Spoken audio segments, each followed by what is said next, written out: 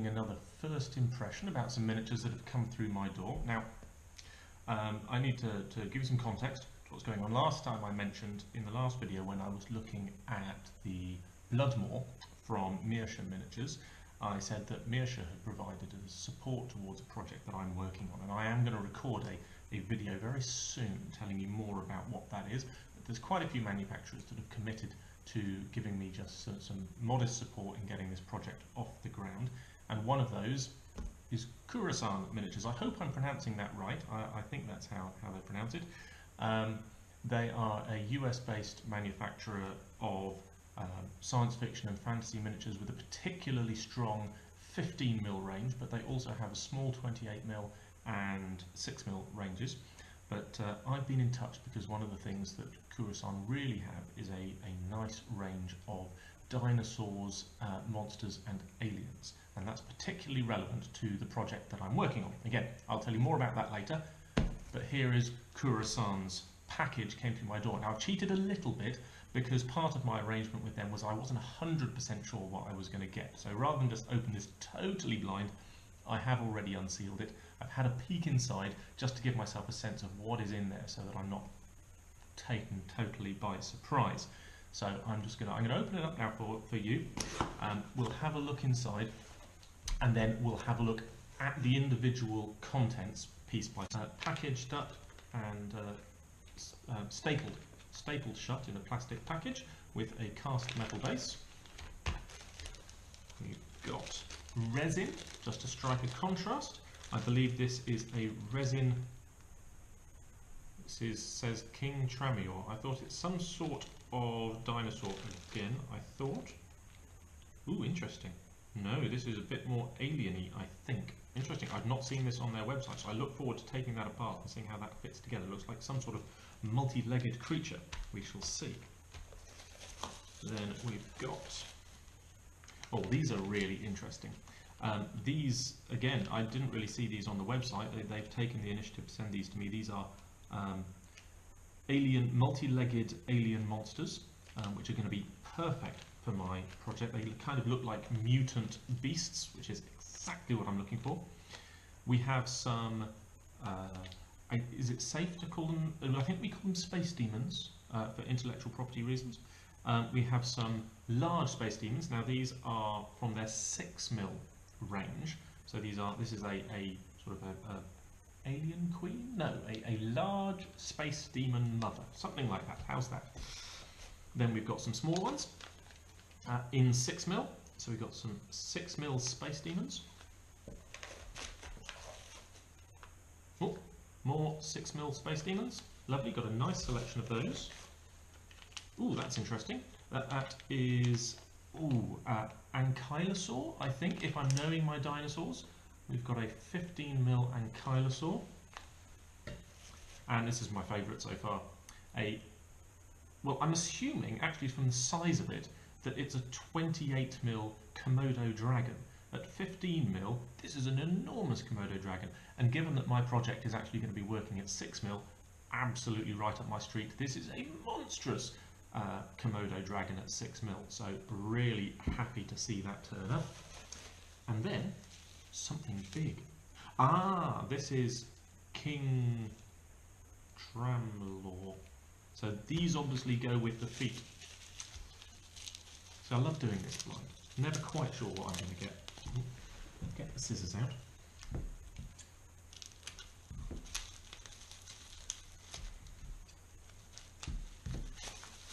Ah ha ha ha, my word, yes, look at that.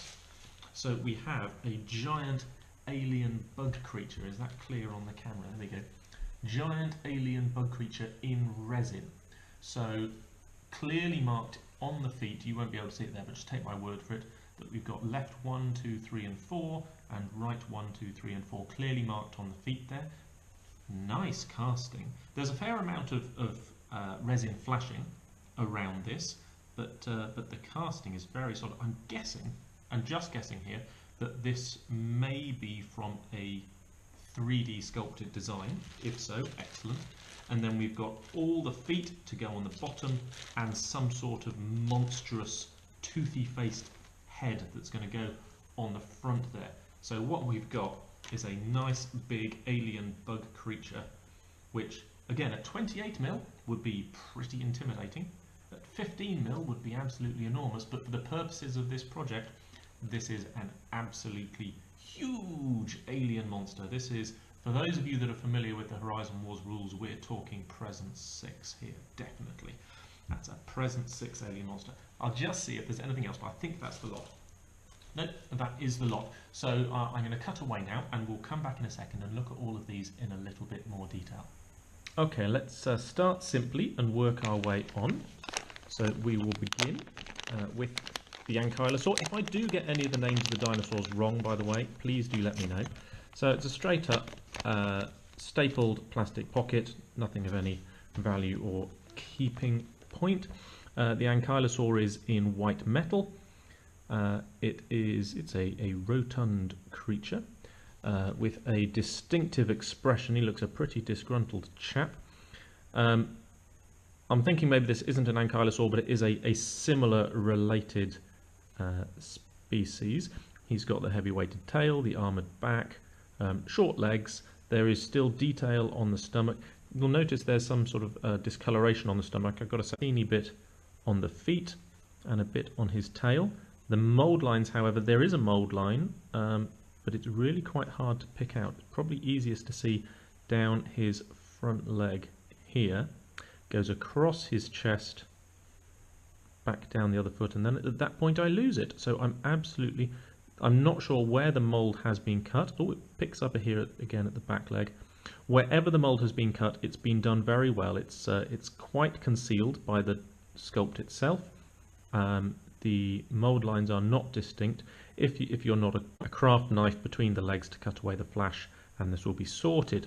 As a sculpt, it's I don't want to say it's dated, but we'll see when we compare it with 3D sculpting of later. This is obviously a more traditional period of sculpt. This is a hand sculpted model that's then been cast.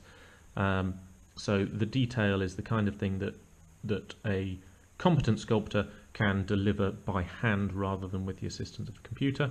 So we've got perfectly functional sculpting and design, like skin than it is lizard scale, which is fine. That's not going to cause any troubles, and this is absolutely fit for my purposes. I can't tell you how much this is because, of course, this has been contributed to me, but I know that the pricing at Khurasan is extremely reasonable. I think everything that you're going to see today comes in at a little under $16. So if you want to put that into context in international transactions, that this is really a very good value box of product. So we'll put him to one side or move on. Let's have a look at what I'm pretty certain is a Komodo at the same period, but it shows a much greater attention to detail in capturing that reptilian skin quality than the Ankylosaur does. Worth noting that unlike the Ankylosaur, this has got a cast base. My personal preference is against cast bases, but it really depends on what you're buying and what you're making and why as to whether one is a good idea. This one shows one of the reasons why I'm not big on cast bases is that it's not perfectly flat. The underneath does show some undulations, so it's going to need biologically accurate, good looking sculpt. He's got a really nice expression. The gaping jaw is perfect, and I'm going to really look forward to sculpting some poisonous slime coming from his mouth like a real Komodo dragon. So nice single point sculpt. Let's move on and look at the mother here. So this is our 15mm Tyrannosaurus Rex. Oops. Again, plastic bag, nothing of any value or comment. This is from the same period as multiple casts here. Oh, that's interesting. We've got some wood. So there's obviously, there we go. So the cast base has some detail to it. The tree is obviously due to go in around there. And then we've got our T-Rex. Now these look like feathers.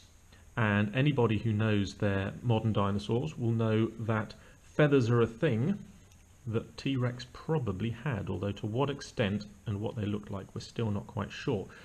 but we've got a lower jaw that's going to fit on there, upper jaw and head.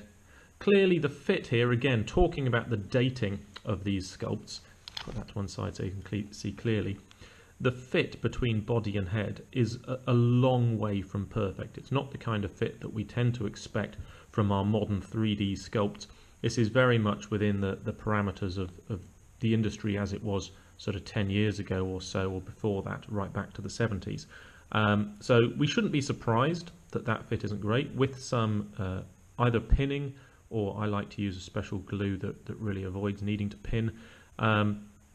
Once that's pinned, I'll be filling those gaps, probably with some milliput, just to smooth it all out, and you'll never know it was there.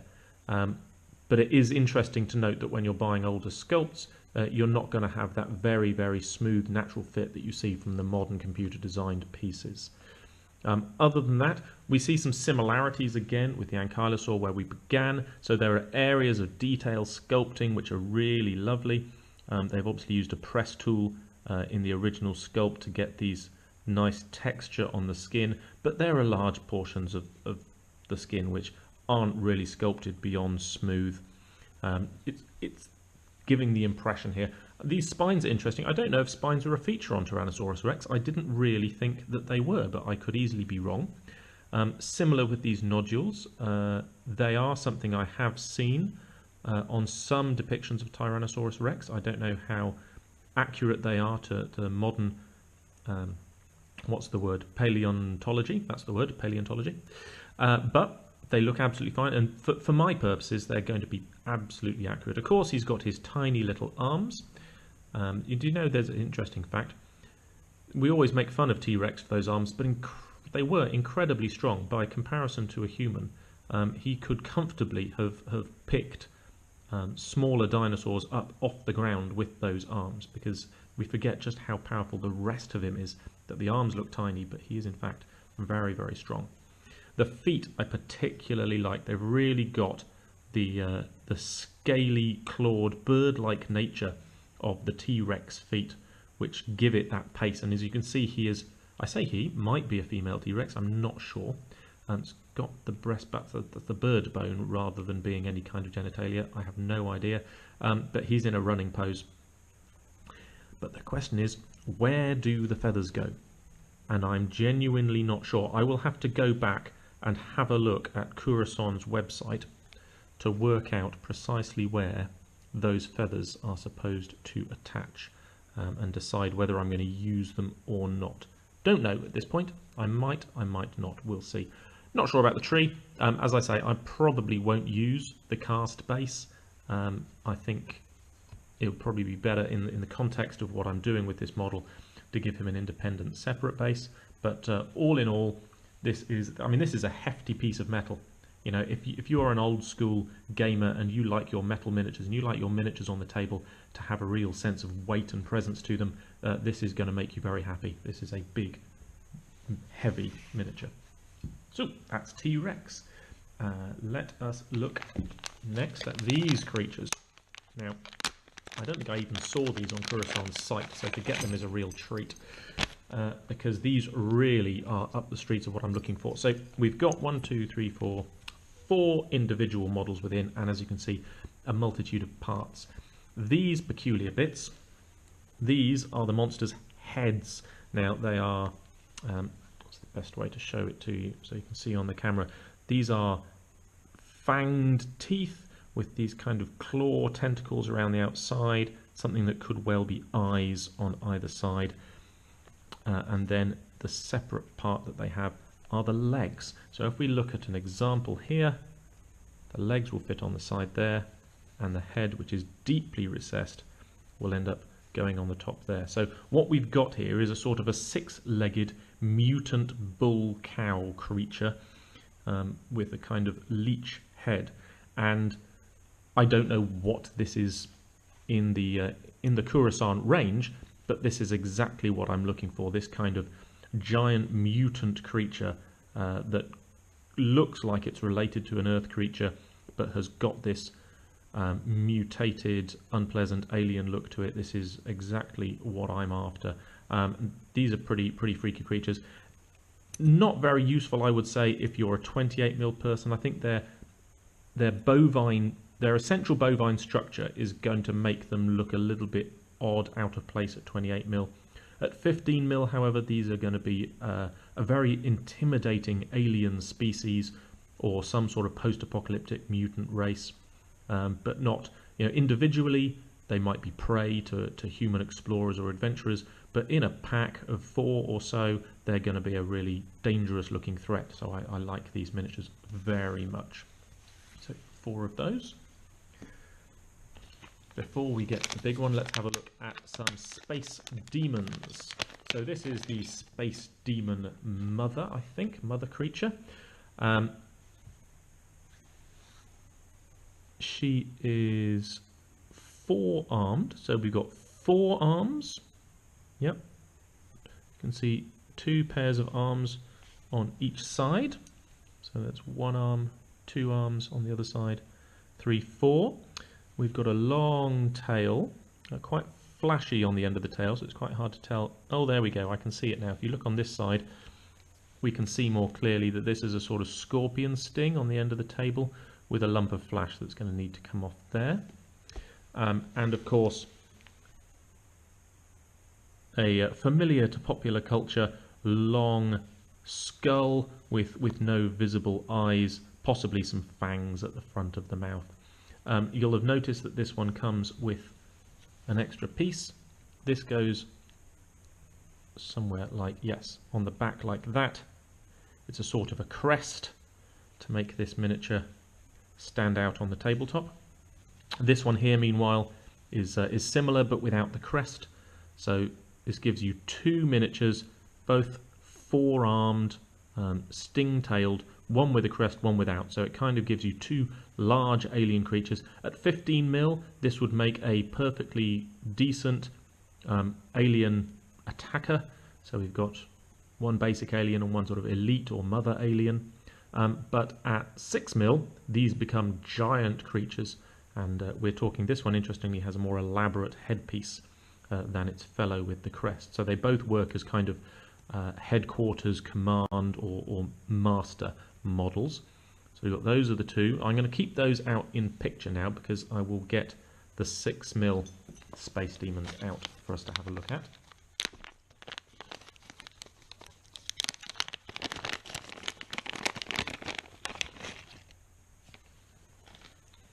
And these are the 6mm space demons. So you can see by contrast that these are much, much smaller. So whereas these large ones could count as 15mm standard size, or they could be large monsters in 6mm, these are definitely teeny weeny 6mm miniatures. They wouldn't count as any kind of a threat at 28mm, or even perhaps at 15mm they'd be nothing more than irritating vermin miniatures. Doesn't mean that they don't have their place at that scale, but I think 6mm is where these are really going to shine. In the packs, I got 2 packs, so I won't open them both for you now, but here in one pack I got 4, 5, 6, 7, 8, 9, 10, 11, 12, 13, 14, 15 in one pack. I got 2 packs, so I've got 30 in all, plus 2 large leader miniatures. Very nice indeed. Finally then, we've seen it once already, let's have a good close-up. We have King Tramior, possibly. No idea how you're supposed to pronounce its name. But we've got parts, and now we've got a resealable bag. Definitely the way ahead in my opinion. Apart from anything else, you can reuse them. So we've got the body, which we've looked at already. This shows a much more sophisticated level of sculpting. The detail is much more dense and consistent, and which is why I'm thinking that this is probably a 3D sculpt. I'll be interested to hear otherwise. Underside, you can probably see from this angle more clearly now. We've got very neatly carved indicators. Another thing that says to me this is a digital sculpt. It says L1, L2, L3, L4. Very neat, clear, consistent printing there, which means that I can pick up these and go, ooh, where do these fit? Ah, that one. Oh, that's useful. See this one? Don't know if you can see that, but in mirror writing, here on the nub at the top, it says L3. So that mirrors the L3 on this leg here. So I can, oh yeah, look at the, see, You see, this is another show that this is a digital sculpt. That fit is absolutely perfect. The only thing that's stopping it being absolutely brilliant is that we've got a casting gate here on the top of the leg, which is stopping it fitting absolutely perfectly, but that's going to slot in beautifully.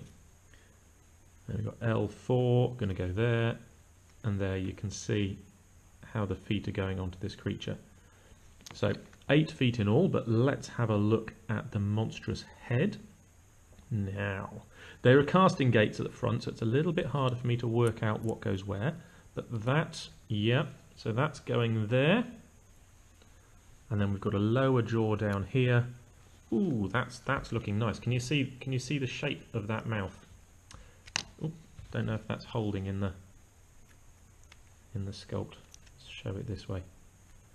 So we've got a really nice multi-teethed, deep, scary, horror-style monster movie mouth. That's exactly what we're looking for. This is a really nice miniature. I am so pleased to have this. This baby is going to work so well at every conceivable scale. I mean, at 28mm, this is still a threat. At 15mm, it's a horror movie level of threat, and this could well be a great sort of competitor for Bloodmore on the tabletop. Really pleased. Very nice indeed. So that is everything from Khurasan Miniatures. We'll come back and have a little sign out in a moment. So that's been my delivery from Khurasan, and those are my first impressions. I'm really looking forward to going back over the various first impressions videos that I've done and coming and giving you some updates on those things, and be giving some very detailed reviews of the painting experience and my updated impressions of how the miniature actually looks and feels. But for now, I'm going to be going away. So thank you very much for listening, and I will speak to you next time. Bye.